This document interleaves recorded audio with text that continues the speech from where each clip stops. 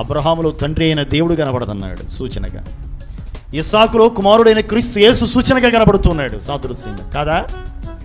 చెప్పండి కదా. వారి ప్రేమ గొప్పది. ప్రియమైనటువంటి దేవుని పిల్లలారా, దైవ భయాన్ని మనం కలిగిన వారిగా ఉండాలి. ఎవరైతే ఇలా దేవుడంటే భయము భక్తి కలిగి ఉంటారో వారు అచంచలమైనటువంటి విశ్వాసంతో ఉండగలుగుతారు. భక్తి కలిగిన వాడికి విశ్వాసం ఉంటుంది, ఉండదా? నిజంగా భక్తి చేసేవాడికి దేవుడు అంటే విశ్వాసం ఉంటుంది. నిజంగా విశ్వాసము కలిగిన వాడు ధైర్యంగా ఉండగలుగుతాడు. అబ్రహామా, ఏమిటి నీ ధైర్యం?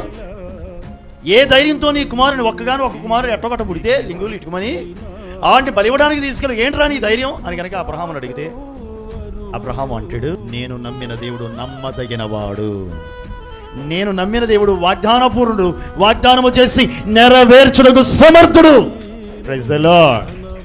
నా దేవుడు, నేను నమ్మిన నా దేవుడు వాగ్దానపూర్ణుడు, వాగ్దానము చేసి నెరవేర్చుటకు సమర్థుడు.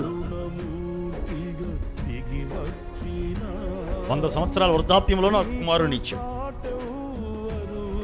పిల్లలు పుట్టరు అన్న పరిస్థితుల్లో నాకు పిల్లలకి ఇచ్చాడు. ఒక కొడుకుని ఇచ్చాడుగా. ఒకవేళ కనుక ఇతన్ని కనుక ఇచ్చేస్తే యోబు అంటాడు, యెహోవా ఇచ్చెను, యెహోవా తీసుకుని. ఒకవేళ ఇచ్చేసాను అనుకోండి, దేవుడు అడిగాడు, ఇచ్చింది ఆయన, అంక ఇచ్చేద్దామని బలిపీఠం మీద పెట్టేసి ఆయన వాగ్దానం చేశాడు కదా, ఆకాశ నక్షత్రాలాగా భూమి మీద ఉన్నటువంటి ఇసుకరేణువులాగా విస్తరింపజేస్తా అన్నాడుగా, చేస్తాడు. నేను నమ్ముతున్నా, అదే నా ధైర్యం అంటాడు. అర్థమైంది ఇప్పుడు అబ్రహాం ధైర్యం ఏంటి?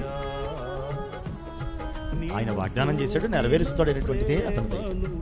దేవుణ్ణి అంత నమ్మాడండి, అంతగా నమ్మాడు.